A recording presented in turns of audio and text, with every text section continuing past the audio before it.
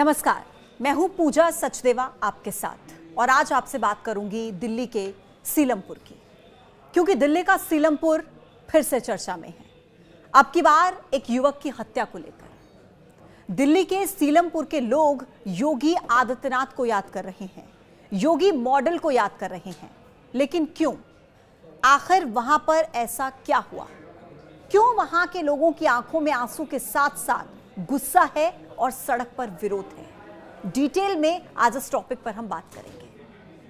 सीलमपुर के जे ब्लॉक में एक 17 साल के लड़के की बेरहमी से वीरवार देर शाम को चाकू घोंपकर हत्या कर दी गई। मृतक का नाम है कुणाल। उसकी मौत को लेकर सीलमपुर में तनाव है। कुणाल के परिवार के लोगों का आरोप है कि मुस्लिम समुदाय के 4-5 लड़कों ने उनके बेटे की हत्या की है।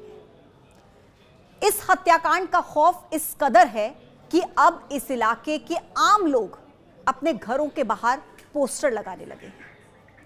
रविदास गली की दीवारों पर किसी पोस्टर पर लिखा है, दिल्ली की सीएम रेखा गुप्ता जी हमारी मदद करें। तो किसी पोस्टर पर लिखा है, हमें योगी मॉडल चाहिए, यानी कि बुलडोजर एक्शन। हिंदू पलायन कर रहा है, योगी जी मदद करो। ऐसे पोस्टर्स घर के बाहर दीवारों पर सीलमपुर में लगे हैं। लोग सड़क पर उतर आए हैं, कुणाल को इंसाफ दिलाने की मांग कर रहे हैं। वीरवार रात से ही धरना प्रदर्शन वहां पर हो रहा है। कुणाल की मां का रो रो कर बुरा हाल है। मां का कहना है कि जैसे मेरे बेटे को मारा, हत्यारे को वैसे ही मारा जाए। कुणाल की मां ने कहा कि रेखा गुप्ता भी एक मां है और एक मां का दर्द एक मां ही समझ सकती है। प्रधानमंत्री मोदी और योगी पर भरोसा है, वही अब हमारी मदद करेंगे। जब तक इंसाफ नहीं मिलेगा, मैं कुछ नहीं खाऊंगी और यहीं पर बैठूंगी।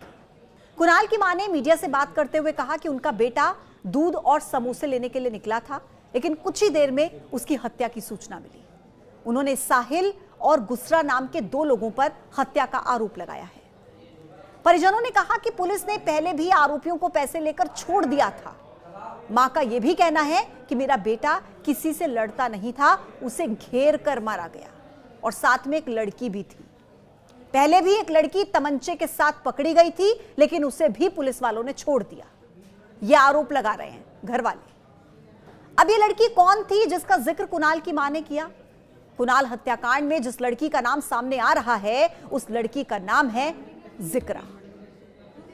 मृतक की मां का कहना है कि जिक्रा ने एक दिन पहले ही कुणाल को जान से मरवाने की धमकी दी थी। जिक्रा सीलमपुर के मोहल्ले की ही रहने वाली है।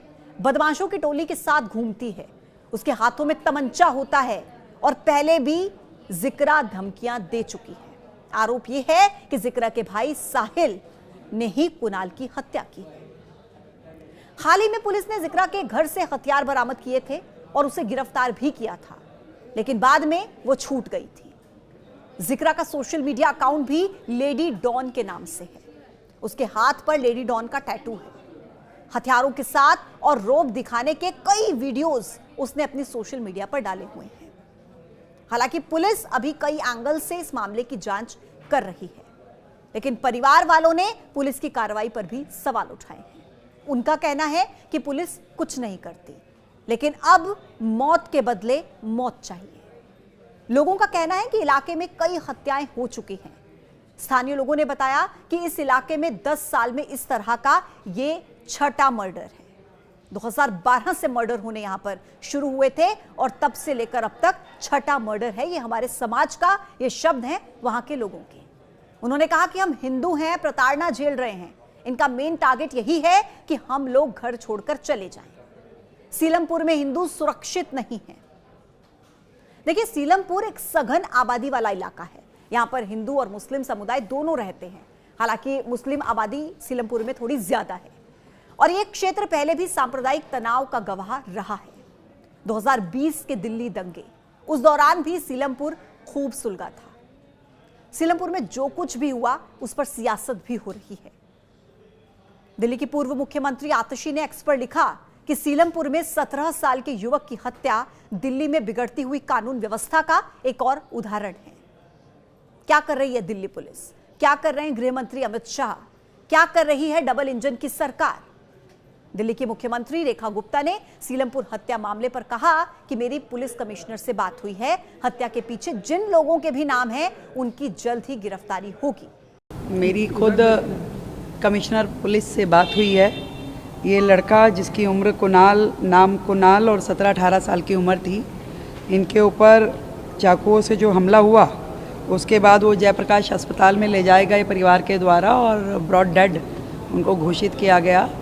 और जिन लोगों के नाम हैं जिसने हत्या के दोषी जिनको कहा जा रहा है, उनके पीछे लगातार पुलिस है और हमें पूरी उम्मीद है कि वो बहुत जल्द पकड़ लिए जाएंगे और परिवार के साथ पूरा न्याय होगा। कोई भी किसी भी प्रकार की इसमें कमी छोड़ी नहीं जाएगी। एफआईआर इत्यादि सारी चीज़ें दर्ज हो चुकी है, पुलिस अपना पूरा काम कर रही है। परिवार के साथ पूरा न्याय होगा, कोई भी कमी नहीं होगी। एफआईआर दर्ज हो चुकी है। बीजेपी के सांसद मनोज तिवारी, उन्होंने पीड़ित परिवार को न्याय का भरोसा दिलाया है। उन्होंने कहा है कि कोई भी अपराधी कहीं पर भी छिपने की कोशिश कर ले, उसको जल्द ही गिरफ्तार किया जाएगा, उसे कड़ी सजा मिलेगी। कुल मिलाकर सीलमपुर में जो कुछ भी हुआ वो बहुत निंदनीय है, दुखद है। अपराधी की कोई जाति नहीं होती, कोई धर्म नहीं होता, अपराध होता है। पुलिस ने भरोसा दिया है कि निष्पक्षता से जांच होगी और हम भी यही उम्मीद करते हैं। आज के लिए इस वीडियो में इतना ही। कल फिर होगी मुलाकात एक नई वीडियो के साथ। तब तक के लिए आप देखते रहिए न्यूज़ 18। नमस्कार।